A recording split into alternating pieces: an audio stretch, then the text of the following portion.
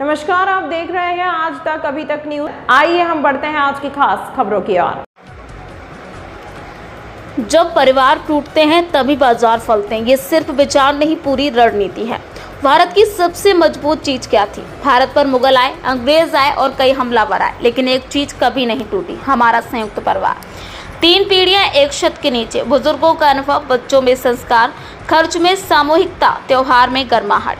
ये हमारी असली सोशल सिक्योरिटी थी। कोई पेंशन की जरूरत नहीं थी, कोई अकेलापन नहीं, कोई मेंटल हेल्थ क्राइसिस नहीं। पश्चिम को ये चीज क्यों खटकने लगी? पश्चिमी देश उपनिवेशवादी रहे, उनके लिए बाजार सबसे बड़ा धर्म है।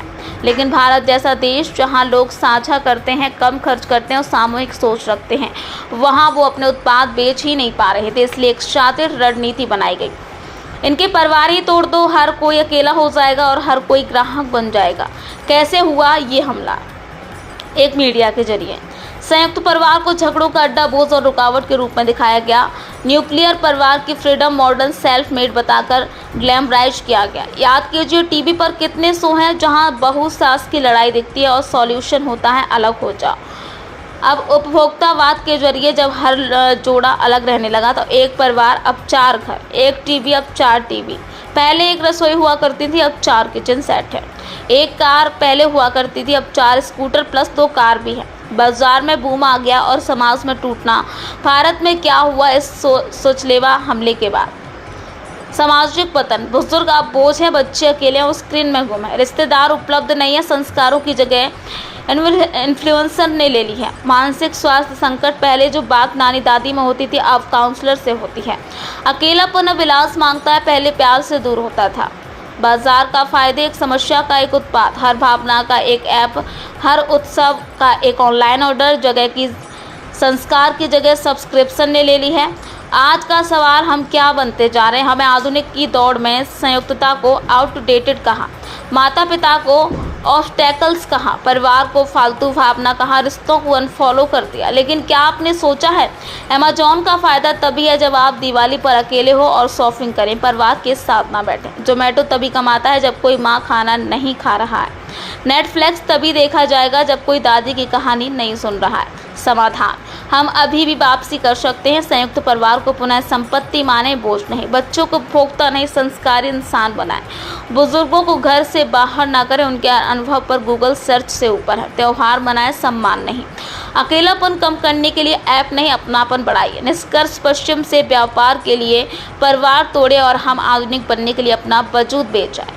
अब समय है रुकने का, सोचने का और अपने संस्कारों को फिर से अपनाने का। नहीं तो अगली पीढ़ी को संयुक्त परिवार शब्द का अर्थ बताने के लिए भी शायद गूगल की जरूरत पड़ेगी।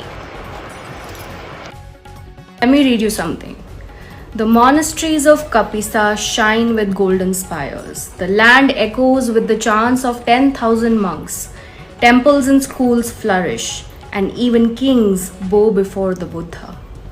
That's how Xuanzang, a Chinese monk, described Afghanistan in the 7th century. A land of saffron-robed monks, Hindu temples, Zoroastrian fire altars, where women were scholars and spiritual freedom was sacred. So what happened? How did this cradle of wisdom become a graveyard of freedom? Before Islam, Afghanistan was a crossroads of civilizations. Buddhist, Hindu, Zoroastrian. Cities like Balkh and Kapisa were filled with libraries, temples, universities. Xuanzang wrote about thousands of monks debating science, metaphysics, and philosophy at Nava Vihara. Women taught Sanskrit, children studied logic. The Bamyan Buddhas, carved in the 6th century, stood 175 feet tall, guarding the Silk Road. Afghanistan was a spiritual superpower until it wasn't.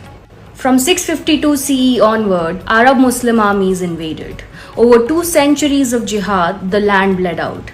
Buddhist monasteries were burnt, Zoroastrians convert, flee or die, Hindu kings beheaded, Sanskrit scrolls destroyed, women and children killed or forcibly converted. By the 11th century, Islam became dominant, not by faith but by force. Afghanistan didn't fall overnight, it was bled over centuries. In 2001, the Taliban blew up the Bamyan Buddhas with dynamite and anti-aircraft guns. Not by mistake, by scripture. Today, girls over 12 can't go to school. Women are banned from parks, gyms, and universities. Art, music, photography outlawed. Hindus, Sikhs expelled or forcibly converted. Afghanistan didn't fall into darkness, it was dragged into it by ideology. When the Buddhas were destroyed, not one Islamic country intervened. The OIC stayed silent. UNESCO sent Pakistani clerics to reason with the Taliban. They were laughed out of the room. Why? Because this wasn't a misinterpretation, it was a continuation. The Taliban followed scripture, and no scholar could deny it. Afghanistan wasn't colonized by the West, it was colonized by an idea, an imperial religion that turns goddesses into ghosts and free women into property. So the next time someone says Islamist violence is a reaction, remember Afghanistan, a land that once taught the world, now hides its daughters, flogs its poets, silences its soul. This is what happens when Sharia becomes state, when the West forgets history.